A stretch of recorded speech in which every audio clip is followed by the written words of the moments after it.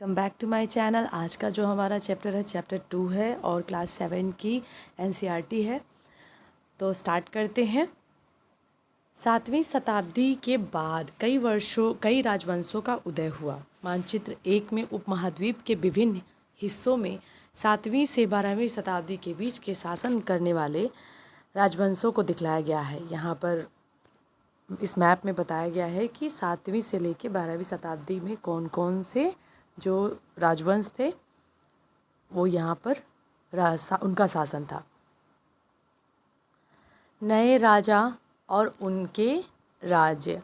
सातवीं सदी आते आते उपमहाद्वीप के विभिन्न भागों में बड़े भूस्वामी और योद्धा सरदार अस्तित्व में आ चुके थे। राजा लोग प्राय उन्हें अपने मातहत या सामंत के रूप में मान्यता देते थे।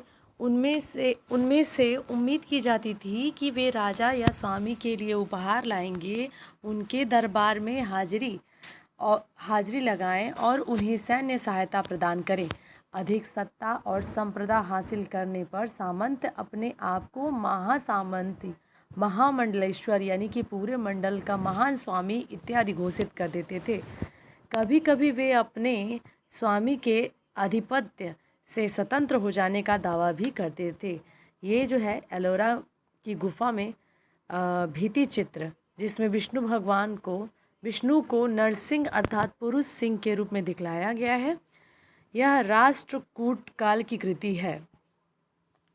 इस तरह का एक उदाहरण दक्कन में राष्ट्रकूटों का था। शुरुआत में वे कर्नाटक के चालुक्य राजाओं के अधीनस्थ थे। 8वीं सदी के मध्य में एक राष्ट्रकूट प्रधान दंतिदुर्ग ने अपने चालुक्य स्वामी की अधीनता से इनकार कर दिया, उसे हराया और हिरण्यगर्भ यानी कि जिसका शाब्दिक अर्थ है सोने का गर्भ नामक एक अनुष्ठान किया। यह अनुष्ठान ब्राह्मणों की सहायता से संपन्न किया गया था। तो यह माना जाता था कि इसमें याजक जन्मना छत्री न होते हुए भी छत्री के रूप में दोबारा छत्रित्व प्राप्त कर लेगा। कुछ अन्य उदाहरणों में उद्यमी परिवारों के पुरुषों ने अपनी राजाशाही कायम करने के लिए सैन्य कौशल का इस्तेमाल किया। मिसाल के तौर पर कदम्ब मयूर शर्मण और गुज्जर प्रतिहार हरिश्चंद्र ब्राह्मण थे, जिन्होंने अपने परंपरागत पेशे को छोड़कर शस्त्र को अपना लिया और क्रमशः कर्नाटक और राजस्थान में अपने राज्य को सफलतापूर्वक स्थापित किया। राज्यों में प्रशासन। इन नए राजाओं में से कईयों ने महाराजाधिराज राजाओं के राजा, त्रिभुवन चक्रवर्तिन, 3 भुवन के स्वामी और इसी तरह के अन्य भारी भरकम उपाधियां धारण कर ली। लेकिन इस तरह के दावों के बावजूद वे अपने सामंतों और साथ ही साथ किसान व्यापारी तथा ब्राह्मणों के संगठनों के साथ अपनी सत्ता की साझेदारी करते थे। क्या आपके विचार में उस दौर में एक शासक बनने के लिए छत्री के रूप में पैदा होना महत्वपूर्ण था? इन सभी राजाओं में उत्पादकों को अर्थात किसानों, पशुपालकों, कारीगरों के संसाधन इकट्ठे किए जाते थे। इनको अक्सर अपने उत्पादों का एक हिस्सा त्यागने के लिए मनाया या बाध्य किया जाता था। कभी कभी इस हिस्से को लगान मानकर वसूला जाता था, क्योंकि प्राप्त करने वाला भूस्वामी होने का दावा करता था। राजस्व व्यापारियों से भी लिया जाता था। 400 कर। तमिलनाडु में शासन करने वाले चोल वंश के अभिलेखों में विभिन्न किस्मों के करों के लिए 400 से ज़्यादा सूचक शब्द मिलते हैं। सबसे अधिक उल्लेखित कर है वेटी, जो नगद की बजाय जबरन श्रम के रूप में लिया जाता है, यानी जबरन श्रम, और कदमाई यानी कि भू राजस्व थे। मकान पर छाजन डालने वाला कर, खजूर या ताड़ के पेड़ पर चढ़ने के लिए सीढ़ी के इस्तेमाल करने वाला कर, पारिवारिक संपत्ति का उत्तराधिकार हासिल करने के लिए कर इत्यादि का उल्लेख मिलता है। क्या अब इनमें से कोई कर वसूले जाते हैं? ये संसाधन राजा की व्यवस्था का वित्तीय आधार बनते थे, साथ ही मंदिरों और दुर्गों के निर्माण में इस्तेमाल होते थे। संसाधन उन युद्धों को लड़ने में इस्तेमाल होते थे जिनसे लूट की शक्ल में धन मिलते थे कि जमीन और व्यापारिक मार्गों के प्रयोग की संभावना बनती थी। प्रशासन का यह रूप आज की व्यवस्था में किन मायनों में भिन्न था? राजस्व वसूली के लिए पदाधिकारियों की नियुक्ति सामान्यतः प्रभावशाली परिवारों के बीच से ही की जाती थी और प्राय वंशानुगत होती थी। सेना में ऐसे ही होता था। कई बार राजा के निकट संबंधी ही इस ओहदों पर होते थे। प्रशस्तियाँ और भूमि अनुदान। प्रशस्तियों में ऐसे ब्यौरे होते थे जो शब्दशः सत्य नहीं हो सकते थे, लेकिन ये प्रशस्तियाँ हमें बताती थी कि शासक खुद को कैसा दर्शाना चाहते थे। मिसाल के तौर पर सूरवीर योजना विजयी योद्धा के रूप में ये विद्वान ब्राह्मण द्वारा रची गई थी, जो अक्सर प्रशासन में मदद करते थे। नागभट्ट की उपलब्धियाँ। कई शासकों ने प्रशस्तियों में अपनी उपलब्धियों का बखान किया है। आपने पिछले साल गुप्त शासक समुद्रगुप्त की प्रशस्ति के बारे में पढ़ा। समुद्रगुप्त की प्रशस्ति के बारे में संस्कृत में लिखी गई ग्वालियर मध्य में पाई गई एक प्रशस्ति में प्रतिहार नरेश नागभट्ट के कामों का इस प्रकार वर्णन किया गया है। आंध्र, सैंधव, सिंध, विदर्भ महाराष्ट्र का एक हिस्सा है और कलिंग उड़ीसा का एक हिस्सा है। राजा तभी धाराशायी हो गए थे, इनके जो के राजा जो हैं तभी धाराशायी हो गए थे जब वह राजकुमार थे। उन्होंने कन्नौज के शासक चक्रयुद्ध को विजित किया।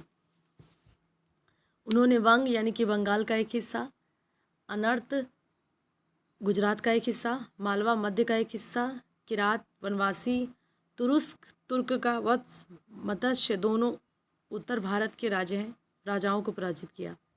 इस अभिलेख में उल्लेखित इलाकों में कुछ को मानचित्र एक में ढूंढने की कोशिश करें। दूसरे राजाओं ने भी इस तरह के दावे किए। आपके विचार में ऐसे दावे उन्हें क्यों किए होंगे? राजा लोग प्राय ब्राह्मणों को भूमि अनुदान से पुरस्कृत करते थे। ये ताम्रपत्रों पर अभिलेखित होते थे जो भूमि पाने वाले को दिए जाते थे। यह थोड़ा संस्कृत और थोड़ा तमिल में लिखा हुआ ताम्रपत्र का एक संग्रह है, जिसमें 9वीं सदी के शासक के द्वारा लिए गए भूमि अनुदान का उल्लेख है। जिन कड़ियों से इन पत्र जुड़े हुए हैं उन्हें राशि मुहर लगी हुई है, यह बतलाने के लिए कि यह प्रमाणित दस्तावेज है। भूमि के साथ साथ क्या क्या दिया जाता था। यह चोलों के द्वारा दिए गए एक भूमि अनुदान के तमिल भाग का एक अंश है। हमने मिट्टी में मेड़े बनाकर साथ ही कांटेदार झाड़ियाँ लगाकर भूमि की सीमाओं को चिन्हित कर दिया है। इस भूमि पर ये चीज़ें हैं: फलदार वृक्ष, पानी, भूमि, बगीचे, फलदान, पेड़, कुएं, खाली जगह, खुली जगह, चारागाह, एक चाबी, बाबी, चबूतरे, नहरें, खाइयाँ आदि, नदियाँ, दलदली जमीन, हौज, अन्नागार, मछलियों के तालाब, मधुमक्खी के छत्ते और गहरी झीलें। जिसे यह भूमि मिलती थी वो इससे कर वसूल सकता था। वह न्यायाधिकारियों द्वारा जुर्माने के तौर पर लगाए गए कर वसूल सकता था। पान के पत्तों पर लगने वाला कर, बुने हुए कपड़ों पर लगने वाला कर साथ ही साथ वाहनों पर लगने वाला कर वसूल सकते थे। वह पक्की ईंटों से बनी ऊपरी माले पर बड़े कमरे बनवाया जा सकता था। बड़े और छोटे कुएं खुदवा सकते थे। पेड़ और कांटेदार झाड़ियाँ लगवा सकते हैं। ज़रूरी हो तो सिंचाई के लिए नहर बनवा सकता है। उसे यह सुनिश्चित करना चाहिए कि पानी बर्बाद न हो और तटबंधों का निर्माण हो। लेख में सिंचाई के जितने संभवतः स्रोत हैं उल्लेख हैं उनकी सूची बनाइए और विचार विमर्श कीजिए कि इनको कैसे इस्तेमाल में लाया जाता होगा। 12वीं शताब्दी में एक वृहद संस्कृत काव्य भी रचा गया जिसमें कश्मीर पर शासन करने वाले राजाओं का इतिहास दर्ज है। इसे कल्हड़ नामक एक रचनाकार द्वारा रचा गया। कल्हड़ ने अपने वृत्तांत में लिखने के लिए शिलालेखों, दस्तावेजों, प्रत्यक्षदर्शियों के वर्णनों और पहले के इतिहासों समेत अनेक तरह के स्रोतों का इस्तेमाल किया। प्रशस्तियों के लेखों से भिन्न वह अक्सर शासकों को उनकी नीतियों के बारे में आलोचनात्मक रुख दिखलाता है। इसलिए 12वीं सदी के लिए यह असाधारण ग्रंथ था। धन के लिए युद्ध। आपने यह गौर किया कि होगा कि प्रत्येक शासक राजवंश का आधार कोई न कोई क्षेत्र विशेष था। वे दूसरे क्षेत्र पर भी नियंत्रण करने का प्रयास करते थे। एक विशेष रूप से वांछनीय क्षेत्र गंगा घाटी में कन्नौज नगर, गुजर प्रतिहार राष्ट्रकूट और पाल वंशों के शासक सदियों तक कन्नौज के ऊपर नियंत्रण को लेकर आपस में लड़ते रहे। चूँकि इस लंबी चली लड़ाई में 3 पक्ष थे, इसीलिए इतिहासकार ने प्राय इसी की चर्चा त्रिपक्षीय संघर्ष के रूप में किया है। 62 और 66 पृष्ठ पे आप देखेंगे कि शासकों ने बड़े मंदिर निर्माण करवाए कर भी अपनी सत्ता और शासन का प्रदर्शन करने का प्रयास किया। इसलिए जब वे एक दूसरे के राज्यों पर आक्रमण करते थे तो मंदिरों को भी अपना निशाना बनाते थे, जो कभी कभी बहुत अधिक संपन्न होते थे। अध्याय 5 में आप इसके बारे में पढ़ेंगे। मानचित्र 1 को देखें और फिर कारण बताएं जिनके चलते शासक कन्नौज और गंगा घाटी के ऊपरी नियंत्रण चाहते थे। अफगानिस्तान की गजनी का सुल्तान महमूद ऐसे शासकों में से सबसे प्रसिद्ध था। उसने 997 से लेकर 1030 तक शासन किया और अपने नियंत्रण का विस्तार मध्य एशिया के भागों यानी कि ईरान और उपमहाद्वीप के उत्तर पश्चिमी हिस्से तक किया। वह लगभग हर साल उपमहाद्वीप पर हमला करता था। उसका निशाना थे कि संपन्न मंदिर, जिसमें गुजरात का सोमनाथ मंदिर भी शामिल था। महमूद जो धन उठा ले गया था उसका बहुत बड़ा हिस्सा गजनी में एक वैभवशाली राजधानी का निर्माण में खर्च हुआ। सुल्तान किसे कहते हैं? अरबी भाषा का शब्द है जिसका मतलब है शासक। सुल्तान महमूद अपने द्वारा जीते गए लोगों के बारे में भी बताना चाहता था और उसे अल बरूनी नामक एक विद्वान ने उपमहाद्वीप का लेखा जोखा लिखने का काम सौंपा। अरबी में लिखी गई उसकी कृति किताब अल हिंद आज भी इतिहासकारों के लिए एक महत्वपूर्ण स्रोत है। अल बरूनी ने इसको तैयार किया था। संस्कृत के विद्वानों का परामर्श भी लिया गया था इसमें। मानचित्र 1 को दोबारा देखिए और विचार विमर्श कीजिए कि चामानों के इलाकों का विस्तार क्यों करना चाहोगा। युद्ध करने वाले दूसरे राजाओं में चाहमान भी थे जो बाद में चौहान के रूप में जाने गए। वे दिल्ली और अजमेर के आसपास के क्षेत्र पर शासन करते थे। उन्होंने पश्चिम और पूर्व की ओर से नियंत्रण क्षेत्र विस्तार करना चाहा, जहां उन्होंने गुजरात के चालुक्य और पश्चिम उत्तर के गढ़वालों से टक्कर लेनी पड़ी। चामानों का सबसे प्रसिद्ध शासक था पृथ्वीराज तृतीय 1168 से लेकर 1192, जिसका सुल्तान मोहम्मद गौरी नामक अफगान शासक को 1191 में हराया, लेकिन दूसरे साल 92 में उसके हाथों हार गया। चोल राज्य नज़दीक से एक नज़र। उरैयूर से तंजावुर तक चोल वंश सत्ता में कैसे आया? कावेरी डेल्टा में मुटियार नाम से प्रसिद्ध एक छोटे से मुखिया परिवार की सत्ता थी। वे कांचीपुरम के पल्लव राजाओं के मातहत से उरैयार के चोल वंशीय प्राचीन मुखिया परिवार के विजयालय ने 9वीं सदी के मध्य मुटियारों को हराकर इस डेल्टा पर कब्जा जमाया। उसने वहां पर तंजावुर शहर और निशुंभ सूदिनी देवी का मंदिर बनवाया। विजयालय के उत्तराधिकारियों ने पड़ोसी इलाके को जीता और उसका राज्य अपने क्षेत्रफल तथा शक्ति दोनों के रूप में बढ़ता गया।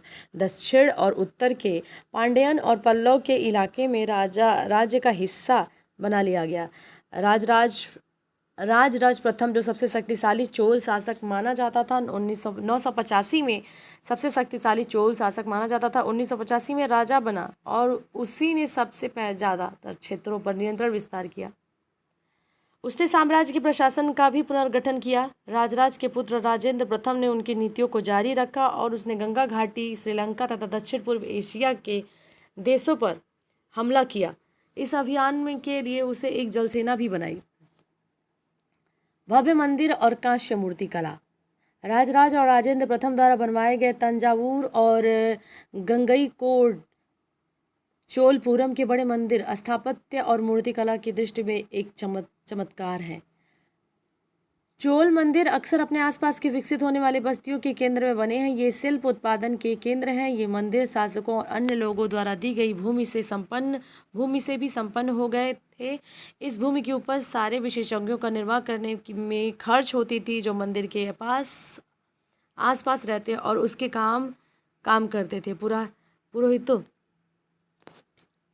मालाकार, बावर्ची, मेहतर, संगीतकार, नर्तक इत्यादि। दूसरे शब्दों में मंदिर सिर्फ पूजा आराधना के साथ नहीं थे, वे आर्थिक, सामाजिक और सांस्कृतिक जीवन के केंद्र भी थे। मंदिर के साथ जुड़े हुए शिल्पों में सबसे विशिष्ट था कांस्य प्रतिमाएं बनाने का काम। चोल कांस्य प्रतिमाएं संसार की सबसे उत्कृष्ट कांस्य प्रतिमाओं में गिनी जाती है।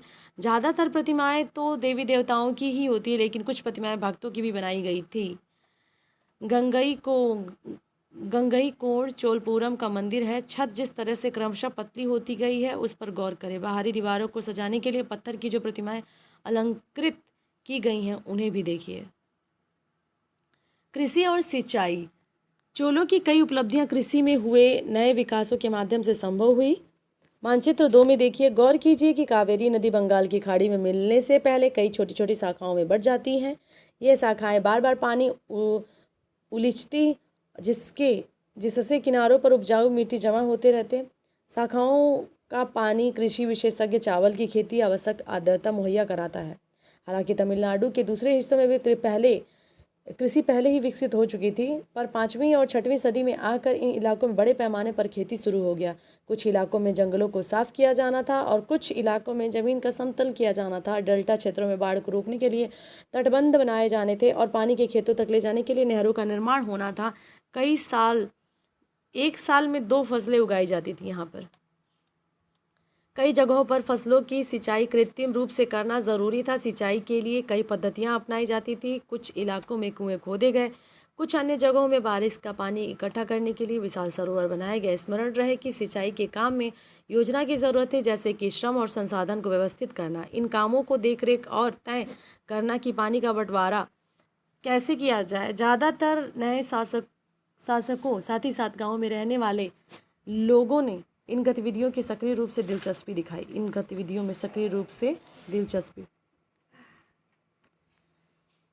एक चोल कांस्य प्रतिमा है, कितनी सावधानी से उसे अलंकृत किया गया है, इस पर गौर कीजिए। ऐसी प्रतिमाएं किस तरह बनाई जाती थी, यह जानने के लिए अध्याय 6 में देखें। 9वीं शताब्दी में तमिलनाडु के एक जल द्वार हौज नदी की शाखा से पानी के प्रवाह को इसके जरिए नियंत्रित करता था। इस पानी से खेत की सिंचाई की जाती थी। जलद्वार पारंपरिक रूप से लकड़ी या धातु बाधा, जो आमतौर पर पानी से स्तर को नियंत्रित और नदियों और नहरों में दर प्रवाह को संचालित करता था। साम्राज्य का प्रशासन किस प्रकार संगठित था। किसानों की बस्तियां जो उर कहलाती थी, सिंचित खेती के साथ बहुत समृद्ध हो गई। इस तरह के गांवों के समूह को नाडु कहा जाता था। ग्राम परिषद और नाडु न्याय करने और कर वसूलने के कई प्रशासकीय कार्य करते थे। वेल्लाल जाति के धनी किसान को केंद्रीय चोल सरकार की देखरेख में नाडु के कामकाज में अच्छा खासा नियंत्रण हासिल था। उसमें से कई धनी भूस्वामियों को चोल राजाओं ने सम्मान के रूप में मूवेंदवेलन, 3 राजाओं को अपनी सेवा प्रदान करने वाला वेलन या किसान, अरैयार यानी कि प्रधान जैसे उपाधियां दी और उन्हें केंद्र में महत्वपूर्ण राजकीय पद सौंपे। ये भूमि के प्रकार हैं।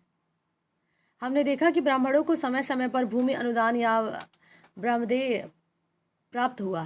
परिणाम स्वरूप कावेरी घाटी और दक्षिण भारत के दूसरे हिस्सों में ढेरों ब्राह्मण बस्तियां अस्तित्व में आई। प्रत्येक ब्रह्मदेय की देखरेख में प्रमुख ब्राह्मण भूस्वामियों को एक सभा द्वारा की जाती थी। ये सभाएं बहुत महत्वपूर्ण काम करती थी, बहुत कुशलतापूर्वक काम करती थी। इनके निर्णय शिलालेखों में प्राय मंदिरों के पत्थरों की दीवारों पर ब्यौरावार दर्ज किए जाते थे। नगरम के नाम से ज्ञात व्यापारियों के संघ भी अक्सर शहरों में प्रशासनिक कार्यों संपादित करते थे। तमिलनाडु के चिंगलपुट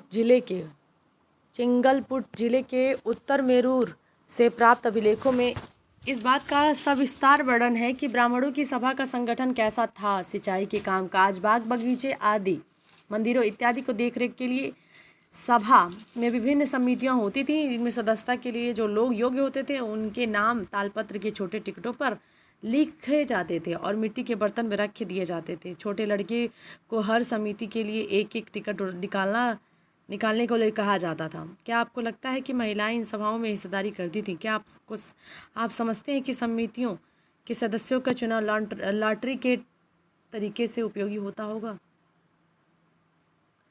अभिलेख और लिखित सामग्री। उत्तर मेरूर अभिलेख के अनुसार सभा की सदस्यता के लिए इच्छुक लोगों को ऐसी भूमि का स्वामी होना चाहिए जहां भू राजस्व वसूला जाता है। उसके पास अपना घर होना चाहिए। उसकी उम्र 35 से 70 की होनी चाहिए। वेदों का ज्ञान होना चाहिए। प्रशासनिक मामलों की अच्छी जानकारी होनी चाहिए। ईमानदार होना चाहिए। पिछले 3 सालों में किसी समिति का सदस्य रहा है तो उसे किसी समिति का सदस्य नहीं बन सकता। जिसने अपने या अपने संबंधियों के खाते में जमा नहीं कराए हैं वह चुनाव लड़ सकता है। अभिलेखों में राजाओं और शक्ति संपन्न पुरुषों से इस बारे में भी जानकारी मिलती है, लेकिन यह जानना खासा मुश्किल है कि साधारण मर्दों और औरतों का जीवन इन राज्यों में कैसा था। 12वीं शताब्दी के तमिल कृत पेरियार पूर्णम से एक उद्धरण है। अरनूर की सरहदों पर फूस की पुरानी छाजनों वाली छोटी छोटी झोपड़ियों से अंटा पड़ा पुलाया एक ऐसा समूह जिसे ब्राह्मण और वेलाल प्रतिष्ठित समाज के बाहर मानते थे। लोगों का एक छोटा सा पुरवा था जिसमें ओछे किस्म के पेशे से जैसे कि खेतिहर मजदूर रहते थे। चमड़े की पट्टियों से घिरे हुए झोपड़ियों के अहाते में छोटे मुर्गे मुर्गियों झुंडों में रहते थे। गहरे रंग के बच्चे थे जो काले लोहे के कंगन पहने हुए थे। छोटे पिल्ले को उठाए उछलते रहते थे। मारूद पेड़ों की छाया में एक मजदूरिन अपने बच्चों को चमड़े की चादर पर सुला दिया। आम के पेड़ भी थे जिनकी शाखाओं पे नगाड़े लटके हुए थे और नारियल के पेड़ों के नीचे जमीन में बने छोटे गड्ढों में छोटे सिरों वाली कुत्तियाँ पिल्लों को दूध पिलाने के लिए एक बाद लेटी हुई थी। लाल कलगी वाले मुर्गों ने पाँव फटकने से पहले तगड़े पुलयार यानी कि पुलाया का बहुवचन को दिन में काम करने जाने की हाँक लगाते हुए भाग दे दी। धान कूटती लहरदार बालों वाली पुलाया स्त्रियों के गाने की आवाज़ रोजाना कांची वृक्षों की छाया में फैलती थी। क्या इस पूर्वे में कुछ ब्राह्मण थे जितनी तरह की गतिविधियां चल रही थी, उनका वर्णन करें। आपके ख्याल से अभिलेखों में इनका उल्लेख क्यों नहीं है? तांग वंश के युग का चीन में तांग राजवंश के तहत एक साम्राज्य स्थापित हुआ जो लगभग 300 वर्षों तक 7वीं से 10वीं सदी तक सत्ता में रहा।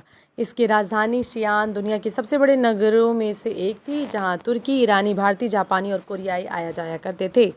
तांग साम्राज्य परीक्षा के माध्यम से नियुक्त की गई नौकरशाही द्वारा प्रशासित होता था। इन परीक्षाओं में हर इच्छुक बैठ सकता था। अधिकारियों के चयन की व्यवस्था कुछ बदलाव के साथ साथ 1911 तक कायम रही। भारतीय उपमहाद्वीप में प्रचलित व्यवस्थाओं में से यह व्यवस्था किन मायनों में भिन्न थी? चैप्टर 7 यहाँ पर ख़त्म हो गया। चैप्टर 2 ख़त्म हो गया है। पढ़ते रहिए।